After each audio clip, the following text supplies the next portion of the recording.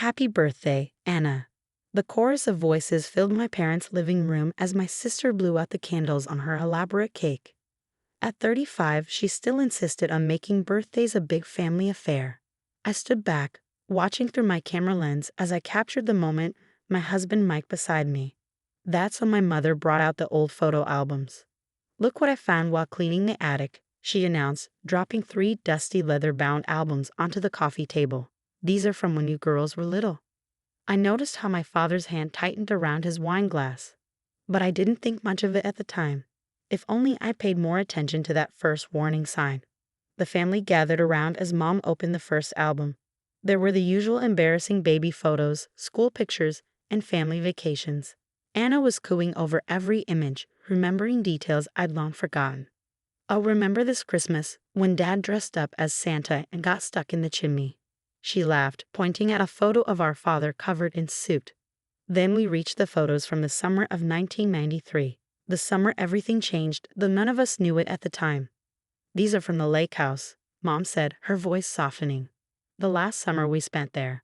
I felt Mike tense beside me before I even registered what I was seeing. He leaned forward, squinting at a particular photo, our family pose on the lake house porch, all smiles and summer clothes. "Kate," he whispered, his finger hovering over the image. "Don't you see it?" At first I didn't. I saw myself at 8 years old, gap-toothed and sunburned. Anna at 5, clutching her favorite stuffed rabbit. Mom and Dad looking young and carefree. But then Mike pointed to the window behind us. "The reflection," he said. That's when I saw it. In the window's reflection, partially obscured but unmistakable, stood a figure. A woman in a blue dress, watching our family photo being taken. A woman who looked exactly like my Aunt Marie. The problem: Aunt Marie had disappeared 3 days before this photo was taken. Her car was found abandoned at a gas station 50 miles away. She was never seen again. The room went silent. I could hear the tick of the old grandfather clock, the hum of the ceiling fan, the sudden rapid beating of my own heart. "That's impossible," Anna whispered, leaning in closer. They told us she left town, that she started a new life somewhere else." I looked at my parents. Mom had gone pale, her hands trembling as she tried to close the album. But Dad's reaction was the most telling. He stood up abruptly, walking to the window with his back to us all. "It's just a shadow," he said firmly, still not turning around. "Light playing tricks. We shouldn't discuss this." But it wasn't a shadow. The figure was too clear, too distinctive. I'd know my Aunt Marie anywhere. She had been my favorite aunt, the one who taught me photography, who encouraged my dreams when my parents wanted me to be more practical like Anna. "Dad," I said slowly, "what really happened to Aunt Marie?" He turned then, and I saw something I'd never seen in my father's eyes before. Fear. "Catherine, drop it," he warned. "Some things are better left in the past." But I couldn't drop it. That photo changed everything. The official story, that Aunt Marie had run away from her troubled marriage, started fresh somewhere else, had never sat right with me. She would have contacted me, I always thought. She wouldn't have just vanished without a word.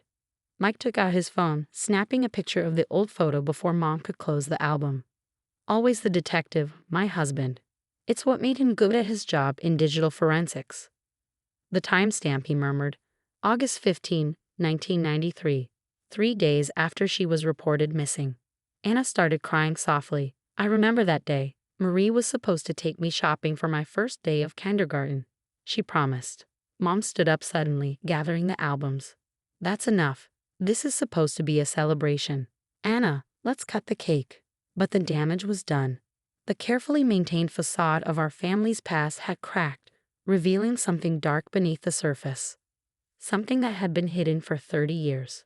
As everyone awkwardly moved to the dining room, I stayed behind, staring at the spot where the photo had been. Mike squeezed my shoulder. "We're going to figure this out," he promised quietly. I nodded, my mind already racing. Because there was something else in that photo. Something I hadn't mentioned yet. In the reflection, Aunt Marie wasn't just standing there. She was holding something. Something that looked like an envelope. And I remembered, suddenly and with crystal clarity, the last thing she'd said to me. "Katie, if anything ever happens to me, look behind the darkroom panel. Promise me." I've forgotten that conversation for 30 years, but now, looking at that photo, It all came rushing back. The dark room she'd built in the lake house basement. The panel she'd installed herself. The way she'd made me promise, so serious, so unlike her usual cheerful self. I caught my father watching me from the dining room, his expression unreadable. He knew I'd seen something in that photo, something beyond just Marie's reflection. And for the first time in my life, I was afraid of what my father might do to keep the past buried. But I had to know the truth. I owed it to Aunt Marie. The lake house had been sold years ago, but I knew exactly where to start looking. Because what no one else knew was that I had kept the key to the dark room. All these years, it had hung on a chain around my neck, a reminder of the aunt who had disappeared without a trace. It was time to unlock the truth. The drive to the lake house felt surreal. Mike sat beside me, scanning old property records on his tablet, while I gripped the steering wheel, my aunt's darkroom key feeling heavy against my chest.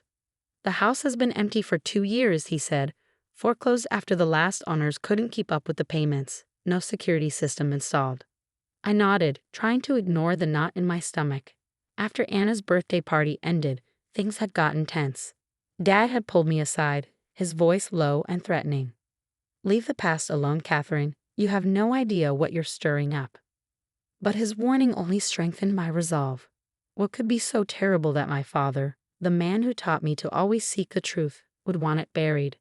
The lake house appeared around the bend, a shadow of its former glory.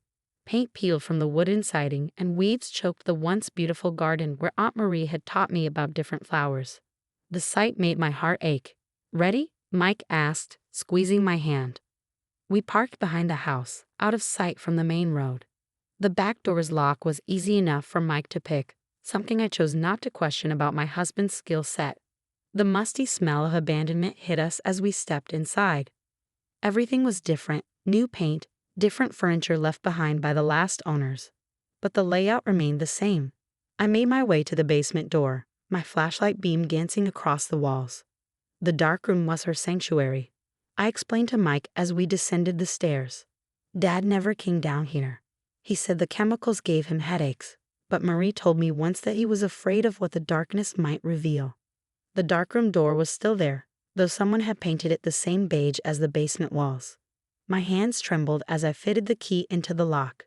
It turned with a quiet click. Inside, the room was empty except for built-in counters and cabinets along the walls. No equipment remained, but I could almost smell the familiar scent of developer fluid and stop bath that had once filled this space. "The panel," I murmured, running my hands along the wall. "It has to be here somewhere." Mike started checking the cabinets while I examined every inch of wall space. After 20 minutes of searching, frustration began to set in. Then Mike called out, "Kate, look at this." He was pointing to what appeared to be a normal section of baseboard, but when I knelt down, I saw it. A tiny photographer's viewfinder symbol carved into the wood. "Help me pull this off," I said. Together, we managed to pry the baseboard away from the wall. Behind it was a small cavity, and inside, a manila envelope yellowed with age. My hands shook as I opened it. Inside were photographs, dozens of them, and a handwritten letter. "Dear Katie," it began. "If you're reading this, then something has happened to me. I've suspected for months that Thomas, your father, has been involved in something dangerous. At first, I thought it was just gambling debts, but it's worse than that." The letter went on to detail how my father had become entangled with a group of local politicians and businessmen who were running an elaborate fraud scheme. Aunt Marie had discovered evidence of their crimes, evidence she photographed and hid in here. The photos, Mike said, spreading them out on the counter. They showed meetings in dark parking lots, documents being exchanged, faces I recognized from old news stories about corruption in our town. "Look at the dates," I whispered. The last photo was taken the day before Aunt Marie disappeared. But it was the final paragraph of her letter that made my blood run cold. "Katie, if anything happens to me, know that your father is directly involved." I confronted him about the evidence, thought I could reason with him. He told me I had 2 choices. Take the money they offered and disappear, or disappear anyway. "I'm leaving these photos here because I know you'll find them someday. You always were the one who asked questions, who looked deeper.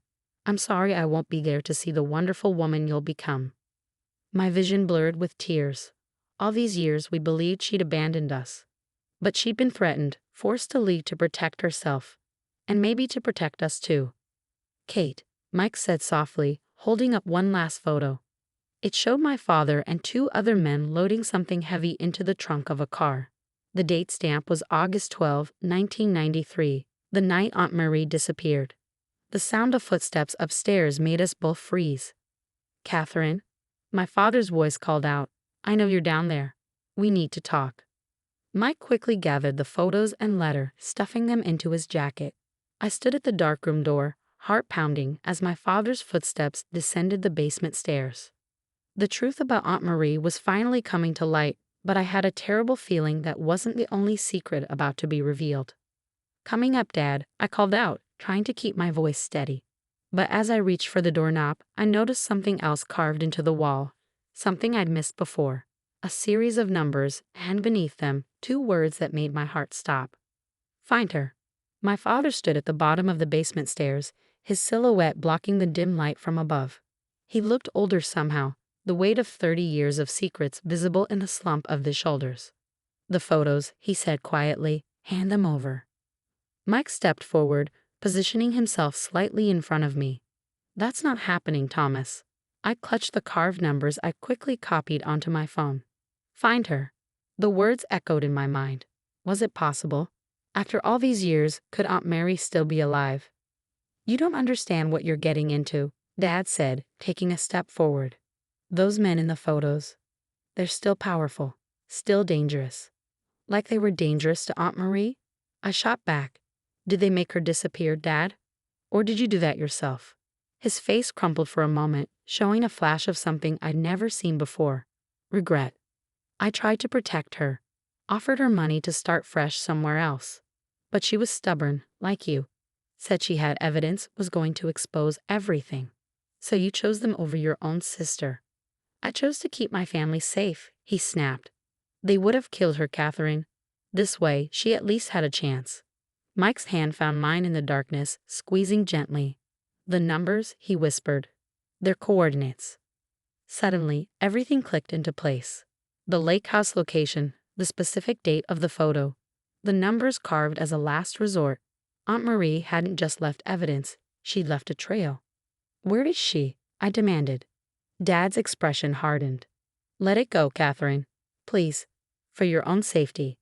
"Like you let her go?" I pulled out my phone, holding it up so he could see the screen. "These coordinates, Dad. What would we find if we followed them?" He lunged forward suddenly, reaching for my phone. But Mike was faster. In the scuffle, something fell from my father's pocket, a small key identical to the one I wore around my neck. The basement fell silent as we all stared at it. "You kept your key," I whispered. "All these years you said you never came down here, but you kept the key to her darkroom." Dad sat heavily on the bottom step, looking defeated. "I check every few years," he admitted. "To make sure the evidence stays hidden. To protect her." "Protect her, or protect yourself?" "Both." He looked up, his eyes shining with unshed tears. "She's alive, Catherine, living under a new name in Oregon. Those coordinates, they lead to a safety deposit box in Portland. I've been sending her money, making sure she stays hidden." My knees went weak. Mike caught me before I could fall. "Take me to her," I demanded. "Katie, I can't."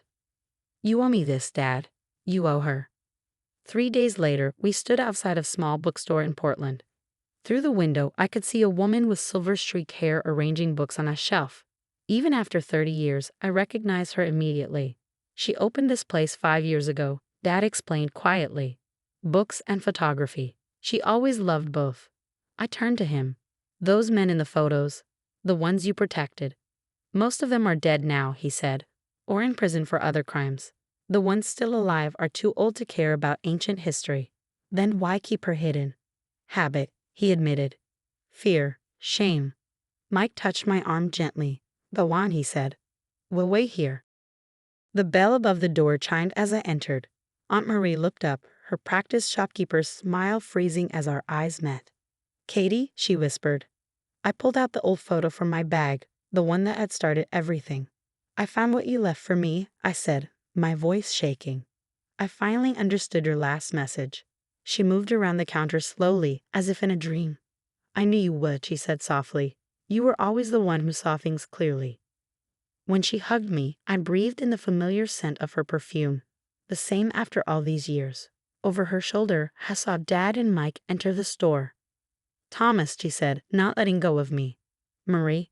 Dad's voice cracked. "I'm sorry. I was a coward." "Yes," she agreed. "But you kept me alive. Kept Katie safe. Maybe now it's time we all stopped hiding." That evening, we sat in Marie's apartment above the bookstore, looking through 3 decades of photos she'd taken in her new life. She had traveled, taught photography, built a quiet but beautiful existence for herself. "I missed you every day," she told me, touching my face gently. "But I knew someday you'd find that key, understand those numbers. You always were the one who could see the truth in an image." Looking around at my reunited family, Mike's quiet strength, Dad's repentant acceptance, Marie's resilient spirit, I realized that sometimes the truth, no matter how long buried, finds its way to the light. And sometimes in that light, we find not just answers, but redemption. "Welcome home, Aunt Marie," I whispered. "Welcome home."